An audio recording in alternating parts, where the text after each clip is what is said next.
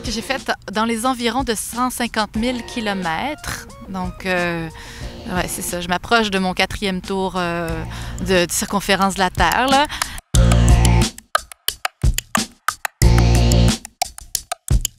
L'écomobilité, c'est une démarche, c'est une façon d'envisager le déplacement, la mobilité, que ce soit pour le voyage ou pour aller au travail, dans toutes les sphères du déplacement. On se pose la question de comment est-ce qu'on pourrait avoir moins d'impact environnemental. Je suis née aux Îles-de-la-Madeleine, puis aux Îles-de-la-Madeleine, j'ai souvent vu des gens faire du pouce. Puis à un moment donné, ça me semblait tellement évident qu'il y avait beaucoup de place de libre dans les automobiles. Puis que j'étais capable de faire ça, puis que ça demandait peut-être même moins de planification que de prendre un train ou un bus.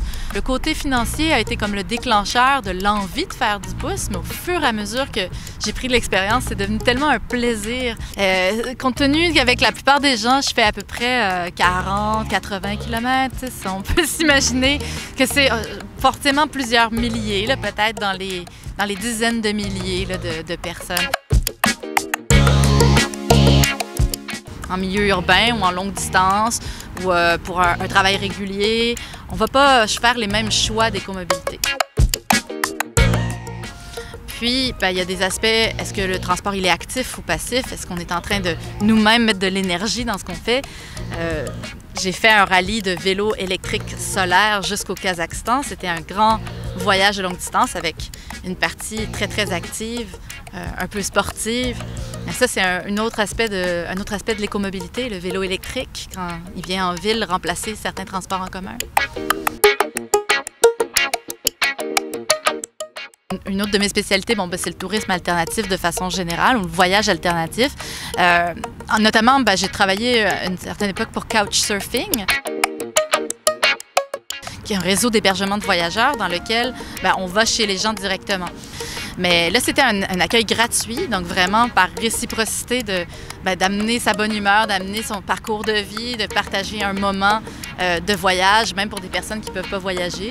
Et puis, c'est dans le même appartement souvent, on est sur le canapé, sur le couch, on surfe le couch. Sur combien de divans tu penses que tu as dormi? J'ai fait du couchsurfing pratiquement sans arrêt pendant 2 ans en continu. Je pense qu'on doit s'approcher des 300, 400 peut-être. Dès qu'on se déplace, dès qu'on consomme un déplacement, on a un impact. Et donc, la démarche d'écomobilité, elle vise à réduire cet impact, mais elle vise aussi à prendre conscience de cet impact-là. Donc, dans le fond, c'est vraiment d'encourager les gens à se questionner davantage sur leur raison de voyager. Tout à fait, tout à fait. Qu'est-ce que vous allez chercher dans le voyage? Est-ce que vraiment c'est une collection d'images, de cartes postales, ou est-ce que vous avez envie de rencontrer des personnes? Est-ce que vous avez envie de voir défiler le fil de la Terre? Moi, c'est le genre de truc qui me passionne et j'invite les gens à faire la même chose, à dire qu'est-ce que vous allez chercher?